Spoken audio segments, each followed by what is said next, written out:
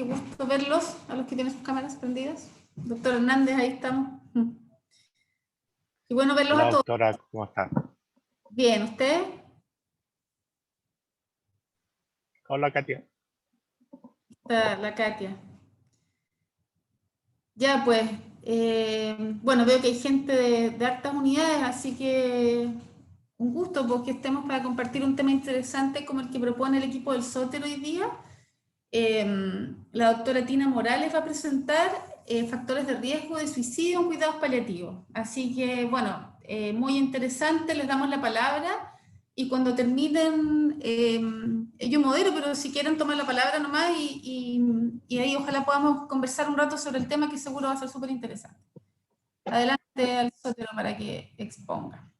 Hola, buenos días. Sí, yo soy Tina Morales, estoy buscando la presentación para compartírsela, ¿ya?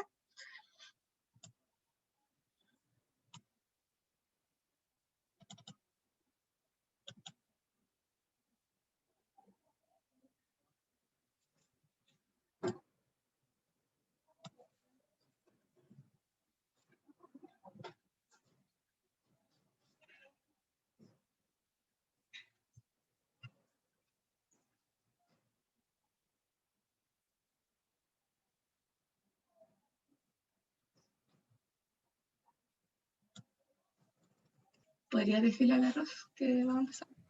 Super, se ve bien. Bueno. El resto vamos a apagar los micrófonos para que no haya interferencia. Ya, por favor.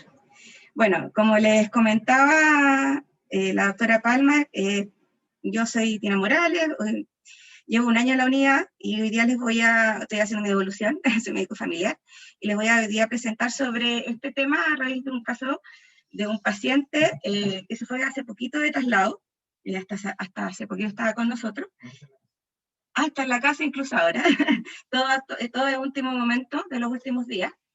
Al inicio de la presentación voy a hablarle un poco más yo, después probablemente se pueda integrar la doctora Tupper, Laura, y tengo entendido que por ahí también está en paralelo desde teletrabajo la doctora González, Marcela. Entonces, nos vamos a enfocar en factores biomédicos que aumentan el riesgo de suicidabilidad en pacientes con cáncer avanzado. El objetivo de esta presentación es que al finalizar habremos aprendido conceptos básicos de suicidabilidad, pero con énfasis en recordar elementos biomédicos claves en esta temática, recordar puntos esenciales de la evaluación, y no son objetivos recordar el manejo de pacientes con ideación suicida, ni tampoco discutir sobre suicidio asistido o eutanasia. Voy a hacerles un poco una introducción, voy a presentarles el caso para después ir al tema principal, y en la discusión tendremos la invitación a uno de los involucrados, uno de los profesionales involucrados en el caso. Bueno, todos sabemos lo que es el suicidio, pero quise ponerles acá como dos conceptos importantes, la diferencia entre idea suicida e intención, ya que en términos como de estudio hacen hasta la diferencia, ¿ya? Y obviamente en la práctica clínica también.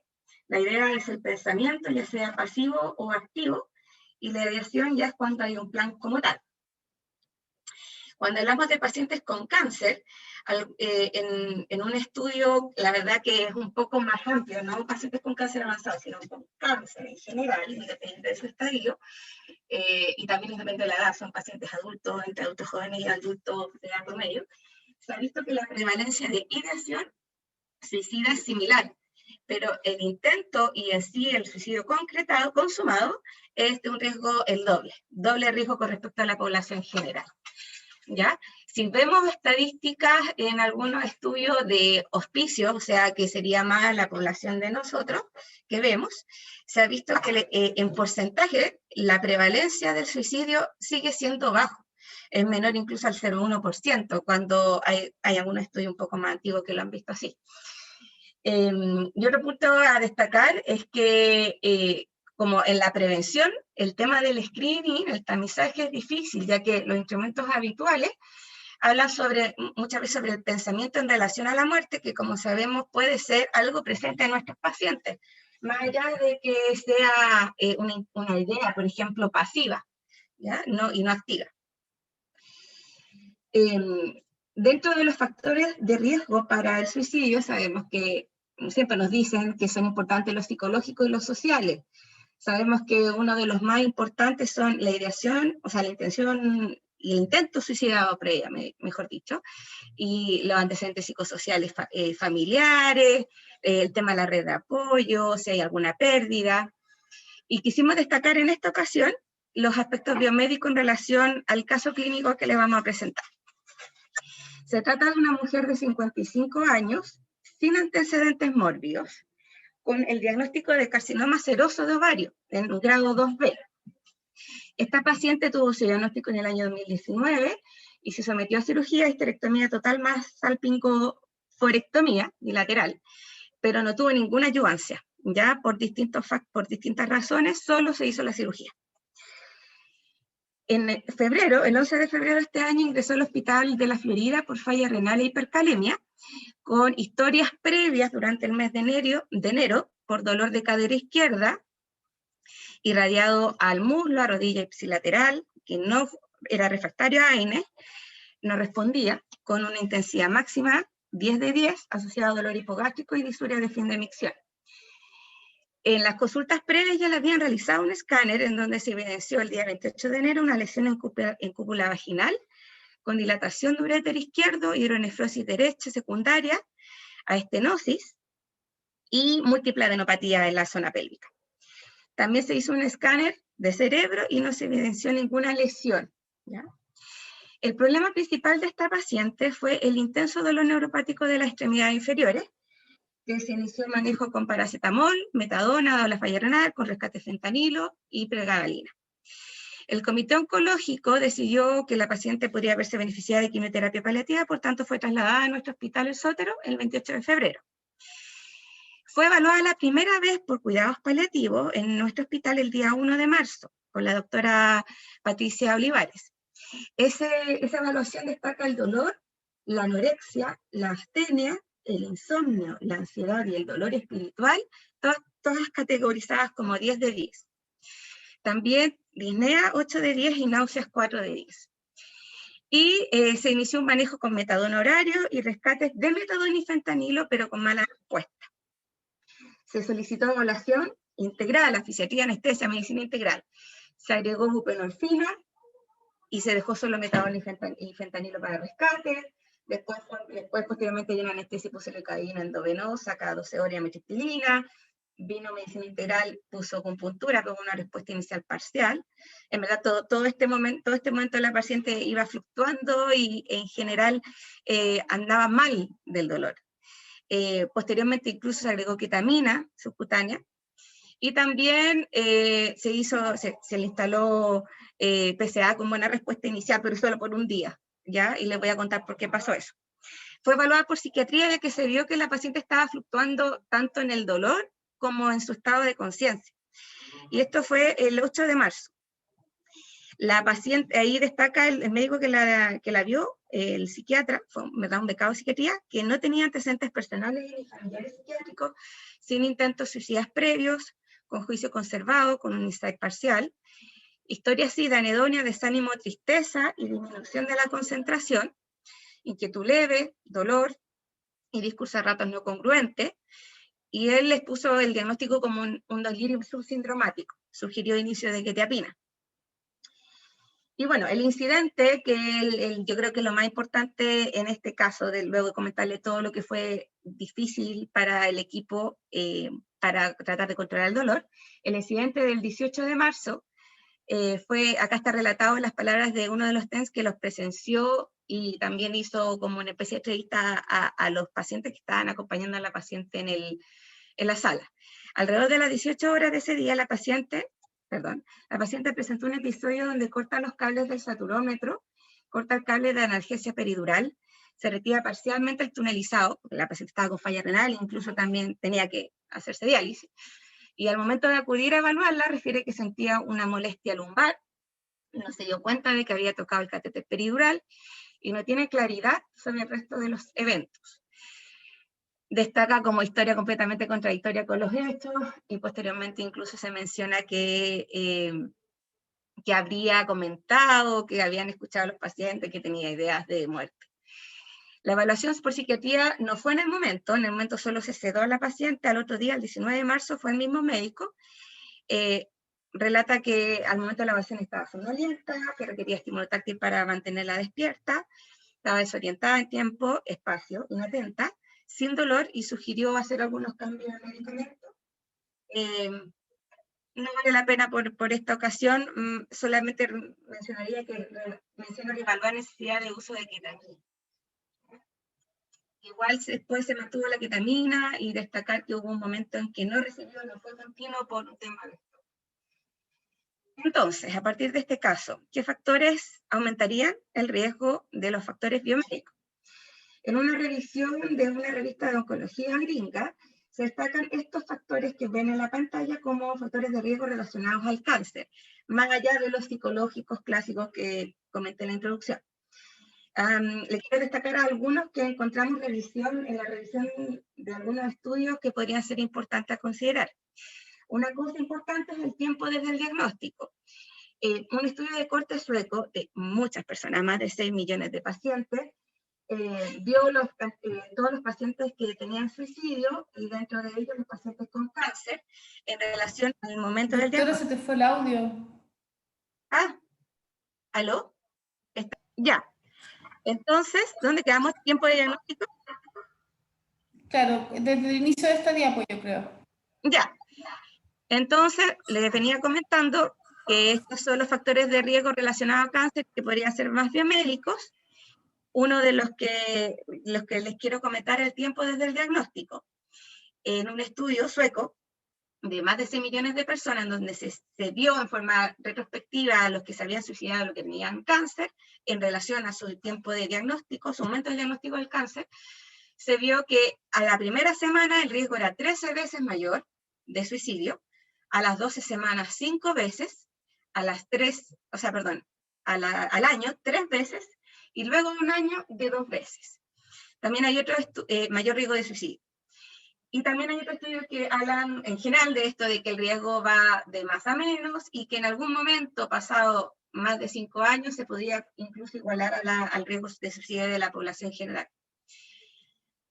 En relación al tipo de cáncer, también hay estudios que relacionan, no estamos hablando de estudios de gran calidad, pero es la literatura que hay, que relacionan ciertos cánceres, como el de cerebro y sistema nervioso central, mencionan como un significativo aumento de riesgo, cabeza y cuello, con una tasa de mortalidad por suicidio 9 veces mayor, y también algunas revisiones mencionan, por ejemplo, cáncer de pulmón, cáncer de páncreas, entre otros. Otro punto importante, que probablemente en donde hay más literatura en general, es el tema del dolor crónico y suicidio.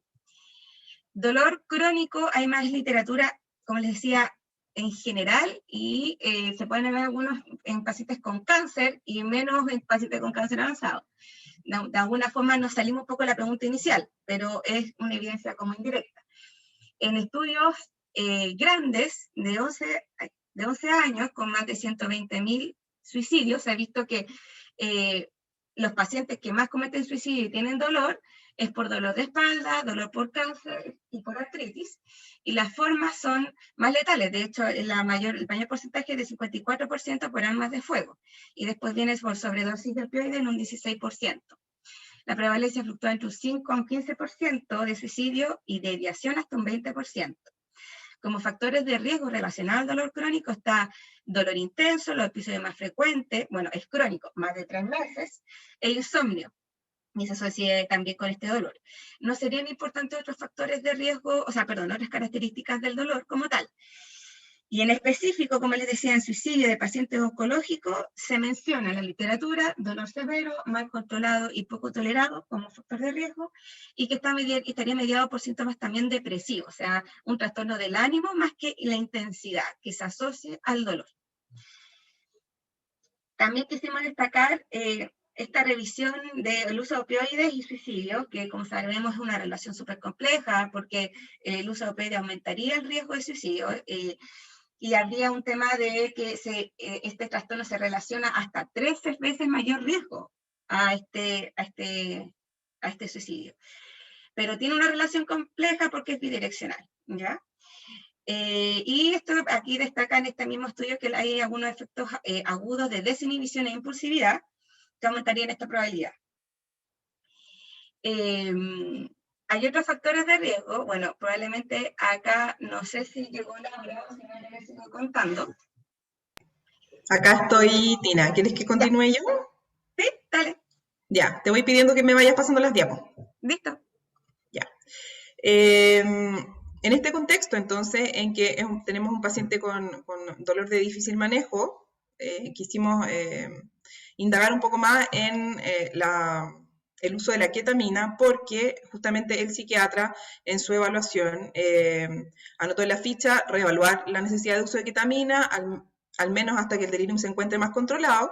Esto dado que su uso se asocia a un aumento de riesgo de trastornos conductuales, agitación, síntomas psicóticos y síntomas disociativos. Por lo tanto, quisimos ver cómo la ketamina en este caso en particular podría jugar un rol. Sabemos que la ketamina en dosis subanestésicas es de utilidad para el manejo del dolor de difícil control. En psiquiatría existe escasa evidencia de su uso, pero se ha descrito que hay un efecto antidepresivo que podría ser bien rápido, menor a 7 a 12 horas, y transitorio, que dure entre 1 y 2 semanas. Se ha planteado también que puede tener efectos anti-suicidio en el corto plazo, pero no queda para nada claro cómo la interacción de la ketamina con otros psicotrópicos, como las benzodiazepinas o incluso la interacción con opioides, podría tener un efecto en el otro sentido. Y respecto al mecanismo, me pareció súper interesante mostrarles aquí que la ketamina, si bien no sabemos exactamente cuál es su mecanismo, podría incidir en distintos aspectos respecto a la ideación suicida, no solo a nivel como de la corteza cerebral, sino también en la interacción con el sistema opioide y la inflamación, por ejemplo. Siguiente, Tina, por fin.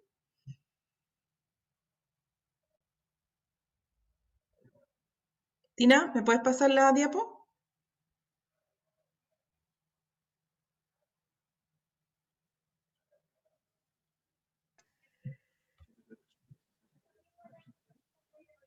¿Me puedes pasar la próxima diapositiva, por favor?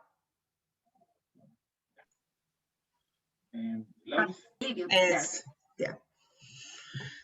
Y otro tema de bastante difícil como de limpiar en este contexto es la aparición de este delirium que previamente a este episodio o intento, que es difícil de definir específicamente, ya estaba con un delirium subsindromático la paciente y una vez que se evaluó, la paciente estaba tan sedada que en el fondo se atribuyó esta especie de intento, digamos, este episodio a el delirium propiamente tal. Ahora, ¿cómo se entremezclan estas dos cosas? Efectivamente, el delirium en pacientes oncológicos con enfermedad avanzada está relacionado a un aumento de la suicidabilidad dado por la desinhibición, por la disminución del control de impulso, por la alteración del juicio y por la disminución de la capacidad de percibir el riesgo a corto plazo versus el beneficio a largo plazo de los tratamientos, por ejemplo. Si me pueden pasar la diapositiva siguiente, Rosy, por favor.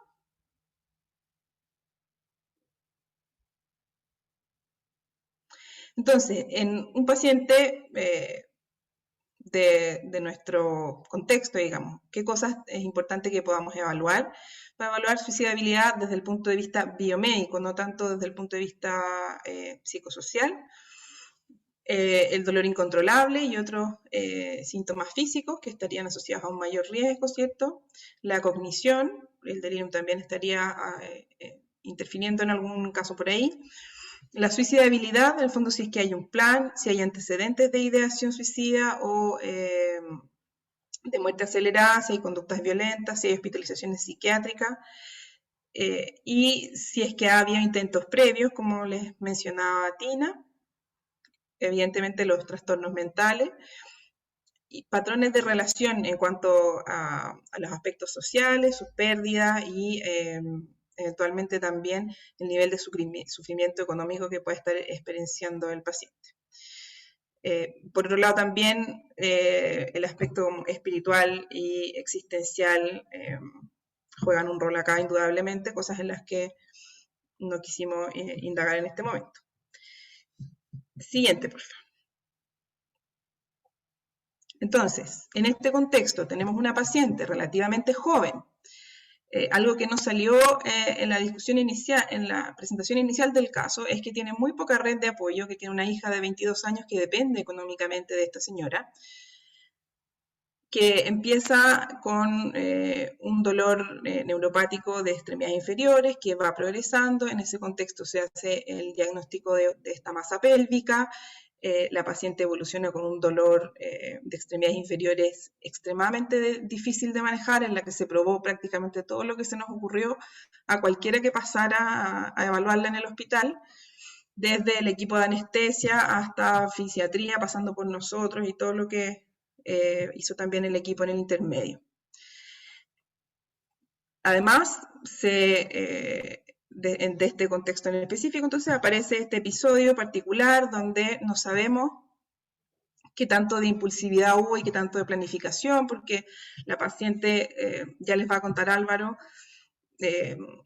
escondió unas tijeras, se escondió debajo de la sábana, entonces es difícil pensar que fue solamente un episodio de agitación. Voy a dejarlos entonces con Álvaro para que les pueda contar un poco más de la evaluación psicológica que hizo. El psiquiatra que la evaluó lamentablemente no pudo estar presente hoy día, así que Álvaro va a ser nuestro portavoz desde ese lado.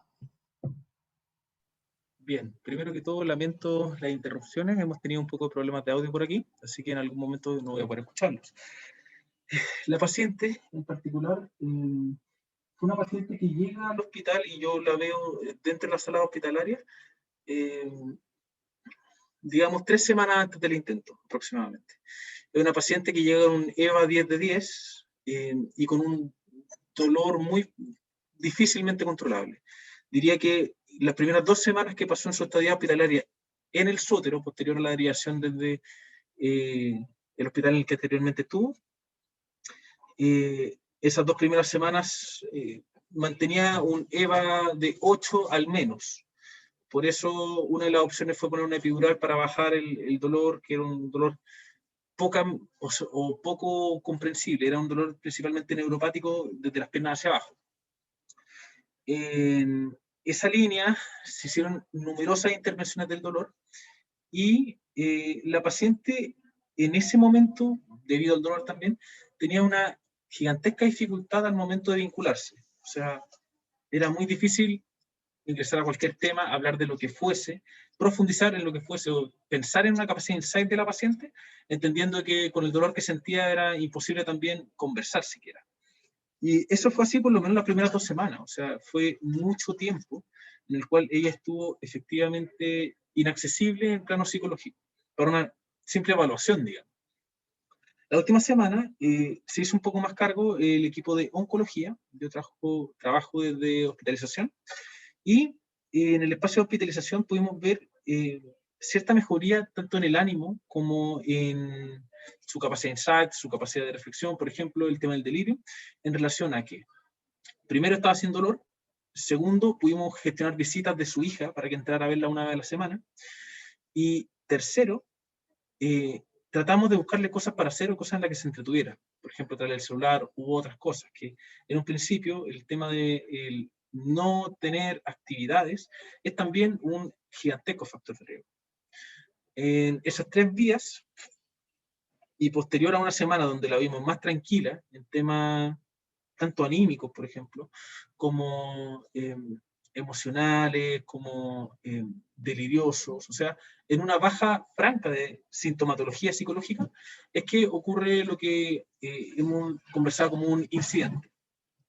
Durante la noche, la paciente extrae unas tijeras, las cuales ella, por lo que ella misma comenta, o más bien por lo que comentan los pacientes, extrae del equipo de anestesia en el momento en que le ponen la epidural. Dentro de todo el espacio, ella saca las tijeras y la guarda en su velador, y de alguna forma nadie se dio cuenta.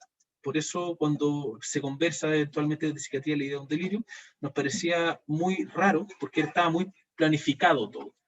En la misma línea, y posterior al abordaje de la situación, nos fuimos dando cuenta de todas las situaciones por conversar con el equipo de salud, por conversar con las personas que estaban presentes en sala y viendo cada una de las cosas que va pasando.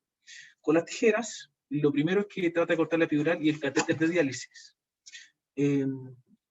También corta todas las vías que ella mantiene y, teniendo bajo requerimiento de oxígeno en ese momento, utiliza las mangueras de oxígeno para intentar ahorcarse. Esto en sala, con otro paciente presente. En el momento, los médicos de sala la contienen y entregan grandes dosis de ansiolítico y, o sea, de alguna forma, benzodiazepina, para poder dejarla lo más tranquila posible.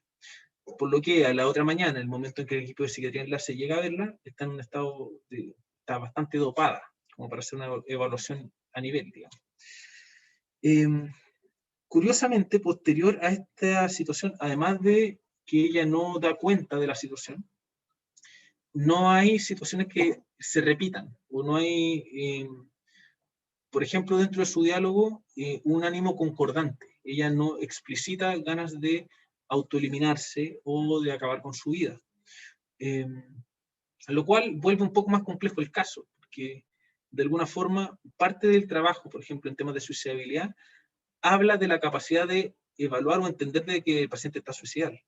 Y este caso, digamos, se complica mucho en esas vías. Yo creo que eso es lo principal que pudiésemos hablar de ese espacio. Estamos hablando de una paciente que, si bien se mantenía en espacio un poco más delirante, es una paciente que está conectada en su capacidad de lo que está haciendo o el lugar donde estaba. Y en ese sentido es un poquito más difícil pensar este incidente.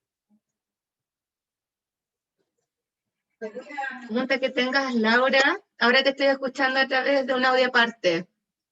Además de lo que comentó ahora Álvaro, a mí me gustaría destacar que es como que lo que es la evaluación psicológica, cómo cobra importancia acá, a pesar de que dejamos los factores psicosociales un poco de lado, pero destacar que la evaluación no había un antecedente claro de factores de riesgo presente en el caso de esta paciente. Sí, en ese sentido, era parte de la idea de esta presentación también hacer un poco hincapié en cómo en pacientes que no lo vemos venir, algunos factores que no necesariamente son del área de la salud mental pueden propiciar o aumentar el riesgo de manera importante de la suicidabilidad de nuestros pacientes. Tina, ¿se me puedes pasar las dos siguientes? Ahí está la visión del Álvaro. Vuelve para atrás. Una más para atrás. Lo que queríamos hacer en este momento era abrir, si puedes volver una hacia atrás porque todavía no llegamos al final. Lo que queríamos conversar ahora y era abrir un poco la discusión con el resto de los participantes, porque efectivamente este es un caso que ha propiciado idas y venidas con por lo menos 4 equipos distintos: el equipo de anestesia, el equipo de fisiatría, el equipo de psiquiatría, el equipo de paliativos, además de el equipo de internistas de la UTIM, y el equipo de evaluación psicológica, tanto desde oncología como desde los psicólogos hospitalarios en el caso de Álvaro. Entonces, y ninguno de nosotros hemos finalmente encontrado algo a lo que poder echarle mano y decir, bueno, esto podríamos haberlo prevenido haciendo, teniendo cuidado con tal o cual aspecto. Y yo creo que en ese sentido va orientada principalmente nuestra reflexión, y quisiéramos recibir feedback de ustedes, o si es que tienen casos que sean similares, para poder como ir elaborando un poco más el aprendizaje en torno a este caso que ha sido tan complejo.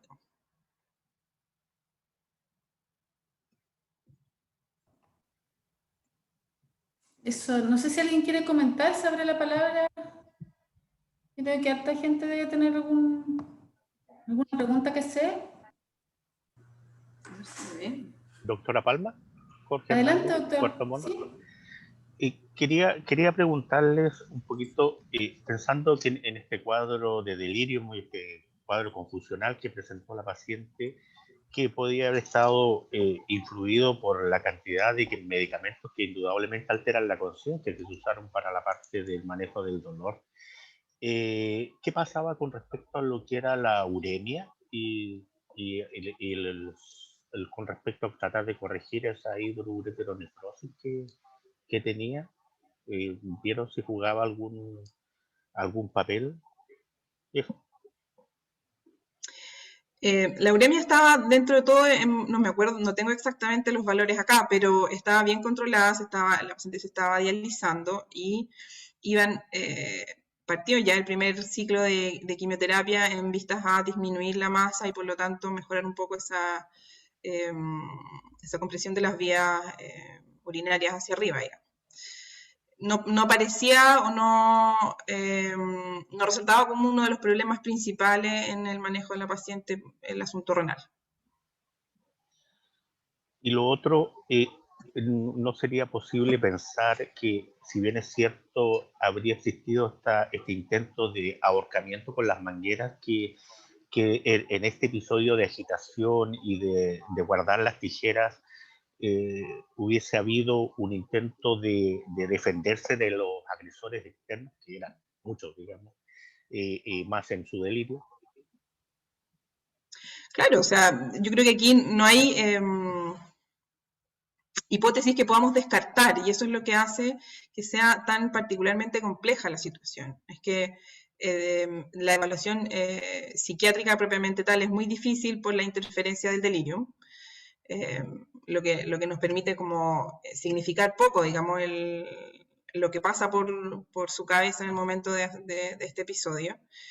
Y por otro lado, efectivamente en una unidad de intermedio, el nivel de intervención y la cantidad de gente que le iba a ver para ver si es que podían ayudarla también era muy alta, entonces tampoco tenía como una especie como de equipo de cabecera que pudiera ser de referencia como para mejorar un poco el vínculo, digamos.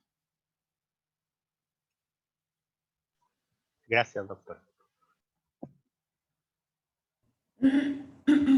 ¿Alguien más quisiera comentar algo? Acá te parece que ahí viste algo, ¿no? Doctora Velázquez, adelante. Mira, yo en realidad quería comentar más que en el caso como de la experiencia que me ha tocado de atender pacientes en cuidados paliativos que se suicidan, ¿ya? O sea, en particular me acuerdo un paciente que era mayor, que lo teníamos en control en salud mental, con psiquiatra, con psicólogo, y se ahorcó. Y fue para nosotros una cuestión así súper terrible. Y probablemente lo más terrible que me ha tocado vivir en términos de suicidio es que tuvimos una enfermera que trabajó con nosotros, que fue impecable y decidió de repente el día 17 de diciembre renunciar al trabajo, se fue y se fue a trabajar a Rancagua y el 1 de febrero del año siguiente, o sea, poquito después de un mes y medio, se suicidó. Y como que me queda así como este agobio de pensar de cuánto uno aborda el proceso del sufrimiento espiritual de las personas que nos toca ver. No solo pacientes, sino que a veces compañeros de trabajo. Entonces, por eso preguntaba cuál era la causa del sufrimiento espiritual de esta paciente, por si me pueden ayudar. Eso es. Álvaro, ¿podrías darnos tu opinión al respecto? Ahora sí, disculpa, temas de audio. Sí, mira, la paciente principalmente simbolizaba a sí misma, se sentía ella válida y se sentía ella funcional en relación a las relaciones que mantenía con su familia, con sus hijas, o sea, su hija. Como les comento, los vínculos que tenía eran en realidad reducidos e inexistentes en el momento de su hospitalización. El dolor era alto y principalmente ella deja de hacer cosas. O sea, el dolor espiritual empieza a crecer sin duda en el espacio donde ella empieza a perder una capacidad de aceptación de sí misma, o de sentimiento de invalidez en la capacidad de ni siquiera poder pararse, pero no simbolizado desde algo espiritual. O sea, en el momento en que le preguntamos por espacios de espiritualidad, ella más bien es esquiva. En ese sentido, podemos pensar de que ella a la base venía con una desesperanza en una parte espiritual, pero se validaba desde una capacidad de sí misma, desde las relaciones que mantenía, desde los espacios que ella cultivaba, y que en definitiva en un espacio de hospitalización y por el contexto en el que estamos, eso se pierde. Pierde la capacidad de compartir con los espacios sociales, pierde la capacidad de simbolizar con ciertas personas ciertos hitos, ciertas cosas, y se queda encerrada en definitiva. Yo creo que eso incentiva o acentúa mucho el sufrimiento espiritual, sin duda. Por mucho que esto no sea algo explicitado, parte de lo que es su capacidad de verse a sí mismo o su capacidad de pensarse, incluso en planos espirituales, queda disminuida. Acá nos preguntan por el chat, Álvaro. Verónica Muñoz nos pregunta si pudieran entrevistar a la hija y si había antecedentes de consumo de sustancias. Interesantísimo. De hecho, mi trabajo principal fue el trabajo con la familia. La psicóloga de oncología se hizo mucho más cargo de la paciente, por mucho que yo la entrevisté a primeras para el contexto. En el trabajo con la familia, por lo menos nunca apareció el tema de abuso de sustancias, pero sí el hecho de la soledad. Era una hija de 22 años y una madre de 55, la madre se hacía cargo y la hija estaba estudiando en ese momento. La hija deja los estudios a fin de poder cuidar a su mamá de alta, y tienen que llamar al padre de la hija, que de alguna manera no mantenían relación, para ayudarla en los cuidados, para ayudarla económicamente. O sea, en relación a enfermedad se arma todo un armazón para poder sostener la situación de cuidado. Porque lo único que quería esta persona era poder estar en su casa, y lo único que quería esta hija era poder cuidar y estar con la mamá, entendiendo un diagnóstico que se los dan aquí en el hospital. En definitiva, que lo hace más complejo. Como decía la doctora Morales, existe un 13%, o sea, existen 13 veces más posibilidades de suicidabilidad con un diagnóstico recién entregado. Frente a eso, mi trabajo principalmente fue la contención y el apoyo hacia la familia, en una situación que fue súper compleja y donde yo los hacía pasar y nos ayudábamos mutuamente con el psicólogo de oncología a abordar el sufrimiento de la paciente, también con las visitas y con el poder interactuar con esas personas que eran importantes. Pero no, consumo de sustancias no había.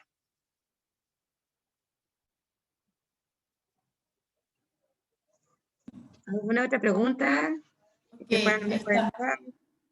Sí, bueno, en el fondo como comentario, en relación a lo que comentaba el doctor Hernández, a mí también me parece que el tema de la hidroureteronefrosis en algunos casos puede ser bien relevante, no digo que en este en particular, pero aprovechando el caso, aguda o subaguda genera N dolor.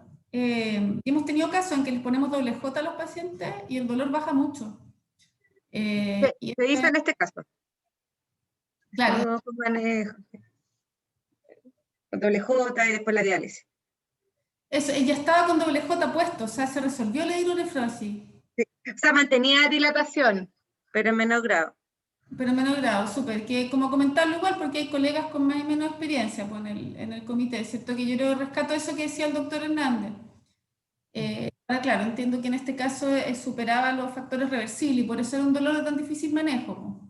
Lo que creo que es interesante comentar el tema de la buprenorfina, que puede tener un efecto antagónico cuando uno está con dosis altas de antagonistas puros. Entonces hay ojo con eso, porque puede jugar en contra en el fondo. También entiendo que hicieron un montón de rotación y titularon dosis. En el fondo, más que cuestionarlo, también como rescatar ese punto, que a veces otros colegas ponen parches de Transtec pensando que está estupendo y puede tener un efecto contrario, digamos, disminuir el efecto opioide total y además es difícil de titular en casos de dolor severo. Entonces, a nivel hospitalario, en general, por lo menos en nuestra experiencia, opioides que son antagonistas puros y sin efecto agonista-antagonista en el fondo y que además se pueden titular por vía endovenosa, también creo que puede ayudar. Y en este caso entiendo que se hizo todo eso y más, digamos, no a modo de crítica, sino que como rescatar ese punto también. Y lo otro, yo creo que sería bueno escuchar ahí a los otros colegas de salud mental, es esto que encuentro difícil, porque es como separar, yo creo que fue como una psicosis que tuvo esta señora, pero claro, con una actitud asociada a riesgo de suicidio, que no sabemos si la tenía de antes o no, pues porque como estaba tan sintomática era medio inevaluable. Entonces, yo no sé si una persona que está con ideación suicida, cuando hace un delirio, este delirio tiene un contenido de autoagresión más que otros tipos de contenido, por ejemplo. No sé si será el caso, digamos. Pero acá, claro, parece que era una cosa un poco psicótica, como para mezclar opioides con antipsicóticos, o bien ya sedación, súper complicado el manejo ahí, po. Quizás sería de salud mental que quiera comentar en ese aspecto desde otra perspectiva, no sé, abro la palabra también recalcando eso, que encuentro que es muy interesante como caso, que es una línea que a veces puede ser bien delgada, como desde el punto de vista del diagnóstico clínico. Alejandra. Eso. Adelante. ¿Anita? Sí, ¿me escuchás? Sí, fuerte y claro. Yo creo que yo quería sacar como una conclusión que me parece que todos creo que ya lo necesitamos, que es de alguna forma pedirle al MinSal que de alguna forma tengamos interconsulta de psiquiatría, porque de verdad conseguir psiquiatras, yo no sé el resto de los colegas, pero es súper complejo, no es fácil, de verdad. Y el problema que estamos teniendo con los dolores, yo tengo más problema con el dolor no oncológico que con el oncológico, y de hecho hay una paciente con fibromialgia que el mes pasado se suicidó, y en realidad, yo digo, entró con una neumonía aspirativa, pero yo estoy segura que hizo un intento de suicidio. Y el problema que tenemos con esos pacientes es complejo, porque tenemos un paquete de pacientes con fibromialgia, con dolor resistente, que no se pueden tratar bien, que fisiatría la deriva con nosotros porque somos unidad del dolor. Entonces al final estamos paliativo con todo lo oncológico, paliativo que nosotros hace rato abrimos lo no oncológico hace unos 4 años y cada vez aumenta más por el tema de las camas, y tenemos esto del dolor no oncológico, y el dolor oncológico que es muy complejo, y no tenemos la posibilidad del acceso a psiquiatría. Entonces yo creo que ya necesitamos que haya un canal donde sí tengamos acceso a psiquiatría. Porque esto de ESMA, la atención primaria, la no sé qué, es imposible, o sea, no llegamos a psiquiatría. Anita, yo creo que de todas maneras, todo un pasa acá también, es muy difícil, y es muy difícil tener además acceso a salud mental entrenada en estos pacientes, pues, porque creo que no todos los colegas de psiquiatría están entrenados en dolor crónico, claro, pero por eso digo, yo creo obvio, digamos. Entonces, yo creo que va a llegar el minuto que vamos a tener que exigir que por lo menos, no sé, nos den 6 horas mensuales de consulta de psiquiatría, pero que en algún momento esté eso estipulado, hasta te diría más, hasta en la canasta, ¿entendés? Porque si no es imposible llegar a un psiquiatra. Pero quizás rescatar también en el fondo cómo afinar el ojo y cuáles son los pacientes que tienen mayor riesgo. Yo estoy de acuerdo, yo creo que todos los pacientes con dolor crónico debieran tener evaluación de salud mental, pues probablemente. Pero quizás, como partieron, cuáles son las alarmas de los que tienen mayor riesgo de suicidio, y si los pesquisamos, ponerlos arriba en la lista de derivación. Yo creo que es la introducción que hicieron los colegas del Sótero, y no sé si alguien de salud mental quiera complementar. Está la Cristi de mi equipo, no sé si hay alguien más, como un poco para llevarse eso, porque están las herramientas de tamizaje, ¿cierto?, de suicidio, que son internacionales y que se pueden aplicar. Y también está la valoración psicológica, que puede permitir decir banderas rojas, así como para el lumbago, y quizás presionar y decir, es inadmisible que una persona con este nivel de riesgo no tenga un apoyo de salud mental, digamos. ¿Puedo hacer una consulta? Adelante. Acá Sebastián López, médico jefe de hospitalización domiciliaria de Puerto Montt. También trabajo hace harto tiempo en medicina integrativa y quisiera consultar, me llamó la atención que esta paciente, bueno, un caso sumamente complejo, y se hizo un abordaje realmente completo. Entonces también, como desde el equipo de medicina integral del hospital donde estaba, de qué alternativas terapéuticas tenían, además de la acupuntura, ¿ya? Eso quería preguntar primero, y hacer algún comentario respecto de mi experiencia o lo que yo he visto en otros centros que se hace con con pacientes complejos como este. Sí, mira, súper interesante la pregunta. Nosotros contamos con un equipo de medicina integrativa que trabaja predominantemente ambulatorio. Y el acupunturista es el que tiene más rol en el fondo en pacientes hospitalizados, porque el resto en general necesitan espacios como de más privacidad o como donde se pueda dar un tiempo más tranquilo, y claramente el intermedio donde estaba hospitalizada esta paciente no era un setting particularmente adecuado, digamos. Tenemos disponibilidad de algunas otras cosas, pero no para el setting hospitalario. En el setting hospitalario solamente tenemos el acupunturista que está pudiendo ir. Por otro lado, algo que sí se hizo con esta paciente, pero de forma, digamos, privada, que la familia lo gestionó en el momento que le entregan el diagnóstico, medicamentos en relación a iris-terapia, los cuales dentro de salas se evalúan en relación a que no tuviesen contraindicaciones con los medicamentos que se le estaban dando. Pero esos serían como la terapia integrativa a la cual se le entrega, acupuntura y iris-terapia. Gracias. Sí, comentar que, bueno, yo tengo formación en medicina antroposófica que está principalmente fundada y desarrollada en Europa Central, y ahí hay un trabajo muy interesante que acá en Chile se hace muy poco, que es el trabajo de enfermería integrativa, ¿ya?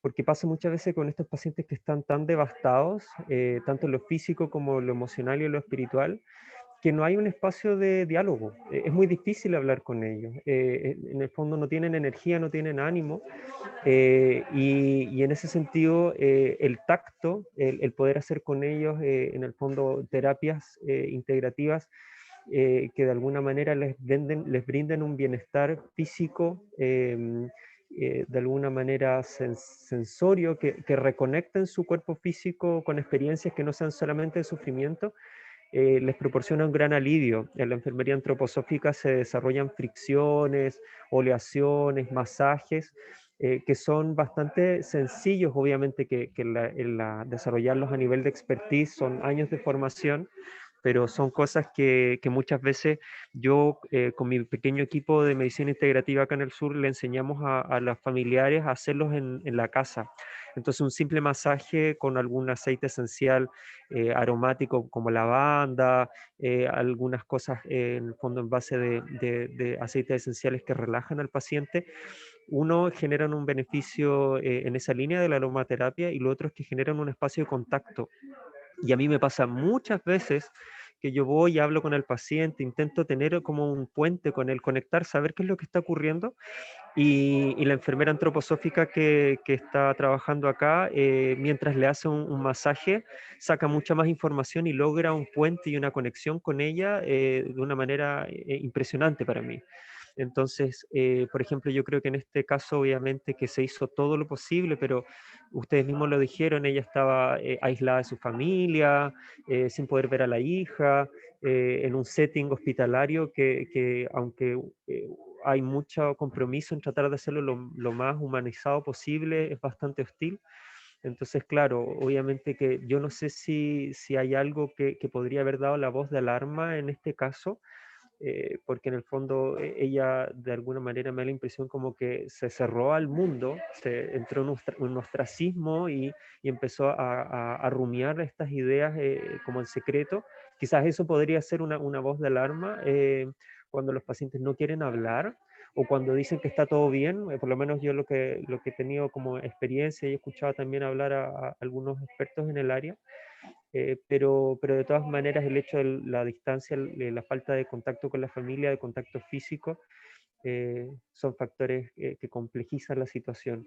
Y ahí yo espero que con el tiempo se puedan abrir instancias para esto. Yo también tengo formación en acupuntura. Creo que la acupuntura es sumamente útil en lo musculoesquelético, pero en una paciente que está sola, una paciente que está deprivada socialmente, una paciente que su cuerpo solamente le duele, la acupuntura igual genera un poco de molestia. Yo creo que otro tipo de aproximaciones más suaves, más dulces, por así decirlo, podrían haber sido mejor recibidas o quizás de más ayuda.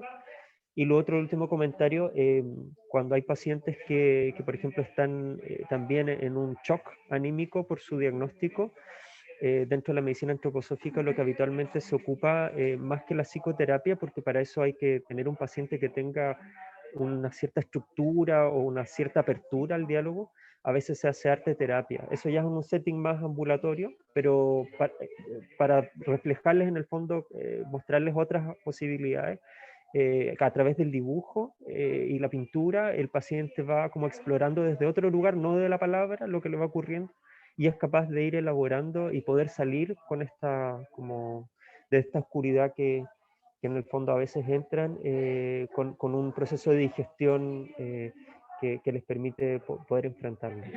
Eso, y muchas gracias por compartir el caso, es muy interesante y los felicito mucho por el tremendo esfuerzo de haber abordado de todos los flancos posibles a esta paciente.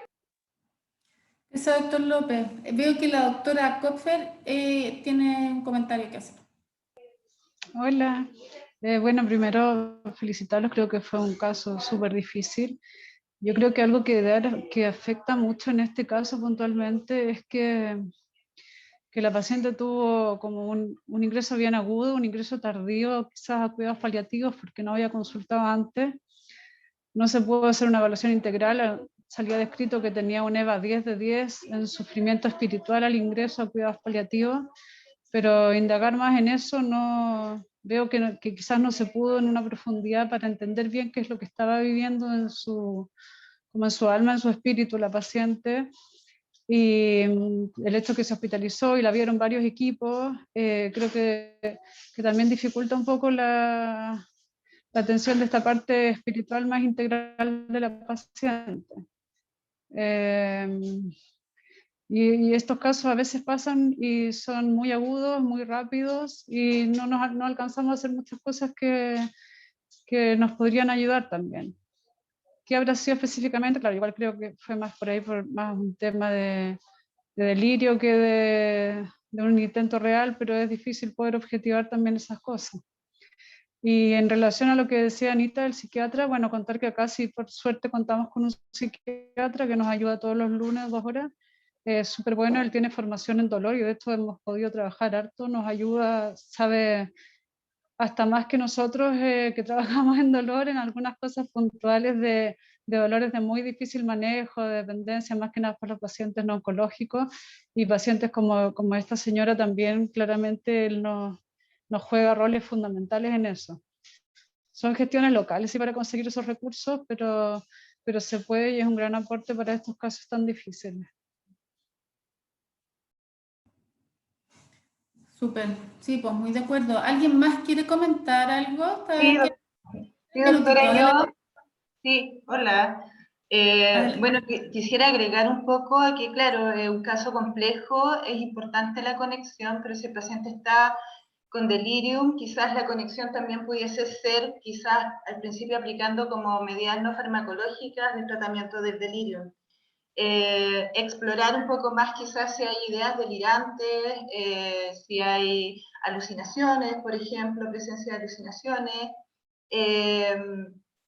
y obtener del paciente y de la familia quizás la historia previa, pues si hay antecedentes de salud mental, ideación suicida, y si no los hay, observar también si el dolor, es difícil como separar el dolor de los factores psicosociales. Entonces, observar del dolor, por ejemplo, ella presentaba anorexia, astenia, insomnio, náuseas, cómo lo significaba ella este proceso, ya quizás teniendo conexión con la paciente, digamos. El grado de significado de quizás alteración en la calidad de vida, en las actividades de la vida diaria, las valoraciones que le da el sujeto en ese sentido, digamos, una vez obteniendo como esos antecedentes y ver si hay algún grado de alteración, como en el autoconcepto, en la autoestima, en la valoración de sí mismo, explorar si hay pensamientos o ideas relacionadas con la muerte. Y ahí ver si están presentes estas ideas, con qué frecuencia están presentes, cuál es el contenido de esas ideas, si es ideación suicida activa o pasiva, por ejemplo, pero claro, es como hay que diferenciar. Con delirium presente es difícil hacer toda esa exploración. Ok, muchas gracias. Cristina ya es psicóloga, por lo que salía doctoril en la nominación de la pantalla. Bueno, se agradece, estamos en la hora ya, y yo quería cerrar de verdad diciéndole al equipo del Sótero que fue una gran oportunidad que nos hayan permitido conocer su caso y detenernos en nuestro trabajo, como lo hacemos una vez al mes, para escuchar la experiencia de otros y ver esto que es tan difícil y un sufrimiento tan extremo que vemos regularmente. Y en realidad, claro, escuchándolos a todos, siento que son perspectivas súper válidas y tan distintas, y en el fondo da la sensación de que en la medida que nos engranamos mejor como equipo y podemos aplicar, aunque suene ilógico, de manera preventiva nuestras valoraciones, quizás evitar que los pacientes lleguen a estos extremos, de caer en psicosis, en desesperación al final. Que nos ha pasado a todos, pues todos tenemos un caso parecido que se nos fue de las manos en el fondo, porque obviamente esa persona experimentó un sufrimiento tremendo, pues estamos tratando de entenderlo para tratar de apagar el fuego o tratar de evitar que le pase a otros. Eso sí que se agradece mucho y sigamos trabajando. El próximo le toca a la doctora Kopfer, de La Serena, así que creo que ahí va a ser otra vez una instancia interesante, les mandaremos el caso. No sé si el gente del Sótero quiere comentar algo, porque nos queda un minutito para cerrar. Contarles el final de la historia. Esta señora, después de su episodio y de la cantidad bien alta de benzodiazepinas que le pusieron, se le quitó el dolor. Estuvo sedada 2 días y se le quitó el dolor y se fue de alta sin dolor, con ketamina. Así que seguimos como still loading, porque en realidad es un caso tan particular, en que se mezclan probablemente el sufrimiento que ella tenía con el efecto después el efecto de la quimio, que quizás descomprimió un poco, entonces ayudó a que el dolor se le quitara. Es súper llamativa la respuesta que tuvo, porque finalmente se fue sin ningún opioide para casa. Así que nada, nos quedamos realmente dándole vuelta y aprendiendo hartas cosas, y en realidad pensando en cómo evolucionó y cómo va a seguir evolucionando. Así que si sabemos algo más ahí, después les contaremos por el chat. No, está como las series de Netflix, ahí quedamos para adentro. Ya, pues. Pero muy bueno, de verdad. Qué bueno, se le quitó el dolor. Sí, te pasaste. Bueno, un gusto, nos vemos. Chao a todos. Saludos a todos. Verlos. Saludos a todos. Igual un abrazo desde Puerto Montt. Desde Arica, un beso.